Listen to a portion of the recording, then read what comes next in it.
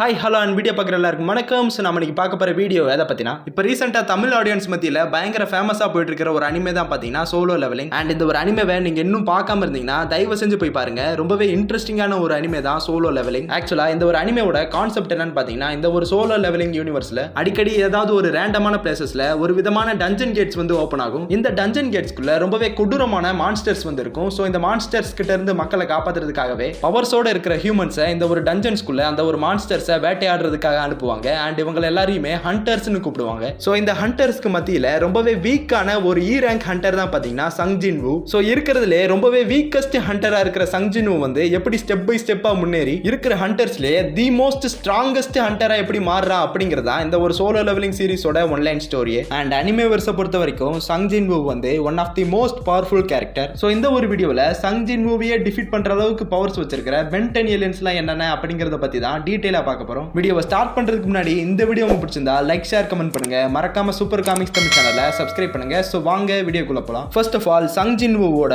Powers and abilities என்ன அப்படிங்கறத பத்தி பார்க்கலாம். சங் ஜின்வூக்கு இந்த அளவுக்கு பவர்ஸ் கிடைச்சதுக்கான காரணமே ஷேடோ மோனார்க்கான ஆஷ்பான் தான். அண்ட் ஆஷ்பானுக்கு இந்த அளவுக்கு பவர்ஸை கொடுத்தது அப்சல்யூட் பீயிங்கிற ஒண்ணு. இந்த அப்சல்யூட் பீயிங் தான் ஆஷ்பான் மாதிரியான மொனார்க்ஸ் அண்ட் ரூலர்ஸை கிரியேட் பண்ணது. சோ ஆஷ்பான் மூலமா சங் ஜின்வூக்கு ஷேடோ மோனார்க்கோட பவர் கிடைச்சிருக்கும். இந்த ஒரு பவர் மூலமா ஜின்வூவால ஆல்ரெடி இறந்து போன ஒருத்தவங்களை ஷேடோவா ரிவைவ் பண்ண முடியும். பட் ரிவைவ் ஆகிற பீயிங் வந்து ஜின்வூவோட பவர்ஃபுல்லா இருந்தா அதை ஜின்வூவால ஷேடோவா கன்வெர்ட் பண்ண முடியாது. சோ இந்த மாதிரி ஷேடோவா ரிவைவ் ஆனது வந்து ஜின்வூவுக்கு விசுவாசமா இருக்கும். ஜின்வூ சொல்றதெல்லாம் செய்யும். சோ இந்த மாதிரி ஷேடோவா ரிவைவ் ஆன சோல்ஜர்ஸ் வந்து ஜின்வூ கிட்ட கிட்டத்தட்ட 1 கோடி பேர் இருக்காங்க. சோ இந்த ஒரு ஷேடோ ஆர்மில இருக்கிற ஒரு வீக்கஸ்ட் சோல்ஜர் கூட ஒரு ஏ ரேங்க் ஹண்டரையே அசால்ட்டா தோக்கடிக்கிற அளவுக்கு பவர்ஃபுல்லா இருப்பாங்க. ஒருவேளை இவங்க ஃபைட் பண்ணி செத்தே போனாலும் ஜின்வூ கிட்ட மேனா எனர்ஜி இருக்கிற வரைக்கும் அவனால இவங்களை ரிவைவ் பண்ணிக்கிட்டே இருக்க முடியும். அண்ட் ஜின்வூ தான் இருக்கிறதுலே ஸ்ட்ராங்கஸ்ட் ஹண்டர்ங்கிறதுனால இவனோட ஸ்ட்ரென்த் எந்த அளவுக்கு இருக்கும் அப்படிங்கறத பத்தி எக்ஸாக்ட்டா குறிப்பிடல. பட் இவனால தன்னோட ஷேடோ ஆர்மியோட சேர்ந்து ஒரு கான்டினென்ட்டே அசால்ட்டா டிஸ்ட்ராய் பண்ணிட முடியும். ஈவன் ஹை பால்ல இவனால எர்த்தோட ஹோல் சர்ஃபேஸையும் டிஸ்ட்ராய் பண்ணிட முடியும். ஐ மீன் எர்த்தோட சர்ஃபேஸை மட்டும் தான் சொல்றேன். ஏன்னா ஹோல் பிளானட்டையும் டிஸ்ட்ராய் பண்ற மாதிரியான ஃபீட்ஸ் அண்ட் பவரை நம்ம சோலோ லெவலிங் யூனிவர்ஸ்ல அந்த அளவுக்கு பெருசா பார்த்ததே கிடையாது. சோ ஜின்வூ வந்து ஒரு மல்டி கான்டினென்டல் இல்லனா ஆல்மோஸ்ட் பிளானட்டரி லெவல்னு வேணா சொல்லலாம். பட் சில பேர் ஜின்வூவை யூனிவர்சல் லெவல்னு சொல்வாங்க. அதுக்கு காரணம் அவனோட வேர்ல்ட் ஆஃப் ரீப்பர்ஸ் வந்து இன்ஃபினிட்லி லார்ஜ்னு சொல்லியிருப்பாங்க. அந்த ஸ்பேஸ்க்குள்ள அவன் நினைச்ச மாதிரி என்ன வேணாலும் பண்ணிக்கலாம், கிட்டத்தட்ட ஒரு காட் மாதிரி. பட் அது வந்து ஜின்வூவோட டிசையர் அண்ட் மெமரியால உருவாக்கப்பட்ட ஒரு இமேஜினரி ஸ்பேஸ் தான்.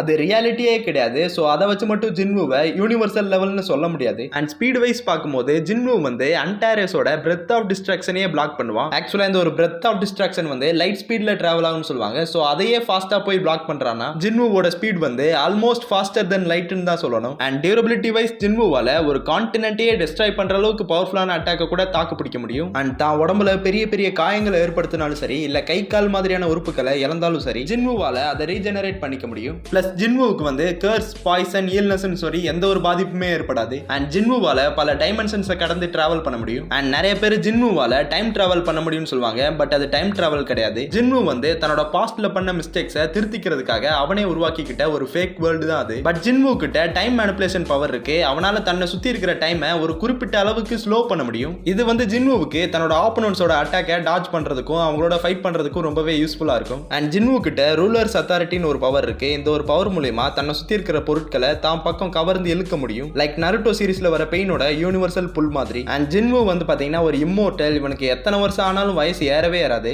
இவனை விட ஒரு பவர்ஃபுல்லான கேரக்டர் வந்து இவனை கொல்லாத வரைக்கும் இவன் எத்தனை வருஷம் ஆனாலும் உயிர் வாழ்ந்துகிட்டே தான் இருப்பான். அண்ட் ஜின்வூவால வருஷ கணக்கா கூட டயர்டே ஆகாம ஃபைட் பண்ணிக்கிட்டே இருக்க முடியும். அண்ட் இன்னும் ஜின்வூ கிட்ட ஏகப்பட்ட பவர்ஸ் இருக்கு. பட் இந்த ஒரு பேட்டலுக்கு இதுவே போதுமானது. சோ இப்போ ஜின்வூவை தோக்கடிக்கக்கூடிய பென்டன் ஏலியன்ஸ் என்னென்ன அப்படிங்கறத பத்தி பார்க்கலாம். அதுல ஃபர்ஸ்ட் வந்து ஜெட்ரேவால லைட்டை விட ஃபாஸ்டா மூவ் பண்ண முடியும்னு சொல்லிருக்காங்க. ஈவன் ஹைப்பர் ஸ்பேஸிய சில செகண்ட்ஸ்ல ஜம்ப் பண்ணி கிராஸ் பண்ற அளவுக்கு ஜெட்ரே வந்து ஃபாஸ்டா இருக்கும். அண்ட் ஜெட்ரேவோட பிளாஸ்ட் வந்து பாத்தீங்கன்னா ஒரு எக்ஸ்ட்ரா டைமென்ஷனல் ஆர்டிஃபேக்டே டிஸ்ட்ராய் பண்ற அளவுக்கு பவர்ஃபுல்லானது. ஈவன் வேபிக்கோட காஸ்மிக் பிளாஸ்டாலேயே அந்த ஒரு ஆர்டிஃபேக்ட் மேல டேமேஜ் ஏற்படுத்த முடியல. சோ ஜெட்ரேவோட பிளாஸ்ட் வந்து எந்த அளவுக்கு பவர்ஃபுல்லா இருக்குங்கிறத நீங்களே கொஞ்சம் இமேஜின் பண்ணி பாருங்க. பட் என்னதான் இந்த அளவுக்கு பவர்ஃபுல்லா இருந்தாலும் ஜெட்ரேவால சங் ஜின்வூவெல்லாம் டிஃபீட் பண்ணவே முடியாது. பட் ஜின்வூவோட ஷேடோ ஆர்மில இருக்கிற கமாண்டர்ஸ் லைக் இகரிஸ், பெரு மாதிரியான சோல்ஜர்ஸ் கூட ஃபைட் பண்ணி ஜெயிக்கிறதுக்கான வாய்ப்பு இருக்கு. சோ அடுத்ததா கோஸ்ட் ஃப்ரீக் கிட்ட இன்டான்ஜிபிலிட்டி பவர் இருக்கு. சோ இதால எந்த ஒரு சாலிட் சர்ஃபேஸ்குள்ளேயும் அசால்ட்டா பூந்து வெளியே வர முடியும். அண்ட் இதோட ஸ்கின் அண்ட் பாடியை யாராலையும் காயப்படுத்தவோ ஈவன் டச் கூட பண்ண முடியாது. பிளஸ் இது கிட்ட பாடி பொசிஷன் பவர் இருக்கு. இந்த ஒரு பவர் மூலமா ஒருத்தரோட உடம்புக்குள்ள பூந்து அவரோட பாடியை ஃபுல்லா கண்ட்ரோல் எடுத்துக்க முடியும். பட் கோஸ்ட் ஃப்ரீக்கோட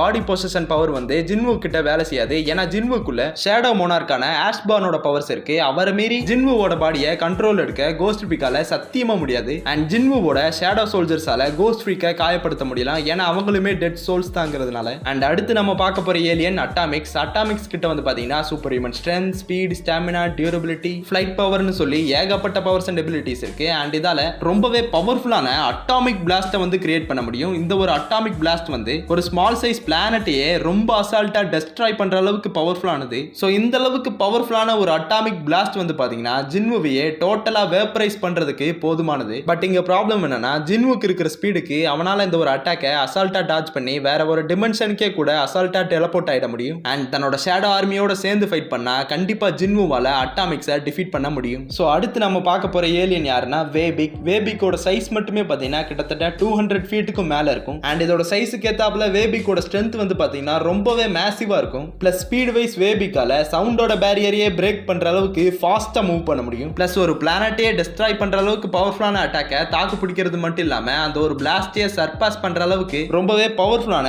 காஸ்மிக் ரேஸ் அட்டாக்கை வந்து பாத்தீங்கன்னா வேபிக்கால கிரியேட் பண்ண முடியும். ஸோ வேபிக்கோட ஸ்ட்ரென்த் அண்ட் பவரோட கம்பேர் பண்ணும்போது ஜின்வுவோட ஷேடோ ஆர்மில இருக்கிற எந்த ஒரு சோல்ஜராலையும் வேபிக்கோட அந்த ஒரு காஸ்மிக் ரேஸ் அட்டாக்கை கண்டிப்பா தாக்கு பிடிக்கவே முடியாது. ஈவன் ஜின்வுவாவே இருந்தாலும் இந்த ஒரு காஸ்மிக் ரேஸ் அட்டாக்ல மாட்டினா கன்ஃபார்ம் டெத் தான். அண்ட் நான் முன்னாடியே சொன்னது போல ஜின்வுவால இந்த ஒரு அட்டாக்ல இருந்து கண்டிப்பா எஸ்கேப் ஆக முடியும். அண்ட் என்னதான் வேபிக் வந்து ஜின்வுவோட ஷேடோ ஆர்மியை ஒட்டுமொத்தமா அழிச்சாலும் திரும்பவும் ஜின்வு வந்து தன்னோட ஷேடோ ஆர்மியை ரிவைவ் பண்ணி வேபிக்கோட ஃபைட் பண்ண முடியும். பட் வேபிக் வந்து அல்டிமேட் வேபிக்கா மாறிச்சுன்னா கதையே வேற. ஸோ இந்த ஒரு பேட்டில பொறுத்த வரைக்கும் மற்ற ஏலியன்ஸோட கம்பேர் பண்ணும்போது வேபிக் ஜெயிக்கிறதுக்கு கொஞ்சம் அதிகமான சான்ஸ் இருக்கு. அண்ட் அடுத்து நம்ம பார்க்க போற ஏலியனோட பேர் என்னன்னா கிளாக்வொர்க் கிட்ட டைம் மேனிபுலேஷன் பவர் இருக்கு. இந்த ஒரு பவர் மூலமா கிளாக்வொர்க்கால டைமை ஃபாஸ்ட் பண்ண முடியும், ரிவைண்ட் பண்ண முடியும், ஸ்டாப் பண்ண முடியும், ஸ்லோ பண்ண முடியும். சுருக்கமா சொல்லணும்னா இதால டைமை இஷ்டத்துக்கு எப்படி வேணாலும் மாத்தி அமைக்க முடியும். ஸோ கிளாக்வொர்க் ஏலியனால தன்னோட டைம் பிளாஸ்ட் அட்டாக்கை யூஸ் பண்ணி சங் ஜின்வுவோட வயசை குறைச்சு அவனை ஒரு குழந்தையா மாத்திர முடியும். இல்லைன்னா அவனோட டைமையே டோட்டலா ஃப்ரீஸ் பண்ணி அவனை அப்படியே ஸ்டாப் பண்ணிட முடியும். நீங்க வந்து கேட்கலாம் ப்ரோ சங் ஜின்வு வந்து டிமென்ஷன்ல டிராவல் பண்ணி எஸ்கேப் ஆகியோ இல்ல தன்னோட ஷேடோ ஆர்மியை யூஸ் பண்ணியோ இந்த ஒரு அட்டாக்ல இருந்து எஸ்கேப் ஆக முடியாதான்னு. பட் பேட்டில் ஸ்டார்ட் ஆன அடுத்த செகண்டே கிளாக்வொர்க் ஏலியன் வந்து சங் ஜின்வு மட்டும் இல்ல அவனோட ஒட்டுமொத்த ஷேடோ ஆர்மியோட டைமையே டோட்டலா ஃப்ரீஸ் பண்ணிடும். அந்த அளவுக்கு இந்த ஒரு கிளாக்வொர்க் ஏலியன் வந்து பாத்தீங்கன்னா ரொம்பவே பவர்ஃபுல்லானது. ஸோ அடுத்ததா நம்ம பார்க்க போற ஏலியன் யாருன்னா ஏலியன் எக்ஸ். ஆக்சுவலா ஏலியன் எக்ஸ் வந்து பாத்தீங்கன்னா ஒரு ஆம்னிபொட்டன்ட், ஆம்னிபிரசன்ஸ், ஆம்னிசைன்ஸ் இந்த மாதிரி சொல்லிக்கிட்டே போலாம். கிட்டத்தட்ட ஒட்டுமொத்தமா ஒரு யூனிவர்ஸையே உருவாக்க இல்ல அழிக்கிற அளவுக்கான ரியாலிட்டி வார்பிங் பவர் வந்து ஏலியன் எக்ஸ் கிட்ட இருக்கு. ஸோ ஏலியன் எக்ஸ் நினைச்சா சங் ஜின்வோவை மட்டும் இல்ல அவனுக்கு பவர் கொடுத்த ஆஷ்பான் அண்ட் ஆஷ்பானுக்கு பவர் கொடுத்த அப்சல்யூட் பீயிங் இவங்க எல்லாரையுமே ஒட்டுமொத்தமா அழிச்சிரும் ஒரே செகண்ட்ல. ஸோ ஏலியன் எக்ஸோட கம்பேர் பண்ணும்போது சங் ஜின்வுலாம் ஒண்ணுமே இல்லை. ஏலியன் எக்ஸ் வந்து ரொம்ப அசால்ட்டா இந்த ஒரு பேட்டில் ஜெயிச்சிரும். ஸோ ஒரு வழியா நம்ம வீடியோவோட எண்டுக்கு வந்துட்டோம். இந்த வீடியோ உங்களுக்கு பிடிச்சிருந்தா லைக், ஷேர், கமெண்ட் பண்ணுங்க. மறக்காம சூப்பர் காமிக்ஸ் தமிழ் சேனலை சப்ஸ்கிரைப் பண்ணுங்க. வீடியோ ஃபுல்லா பார்த்த அனைவருக்கும் தேங்க்ஸ் ஃபார் வாட்சிங்.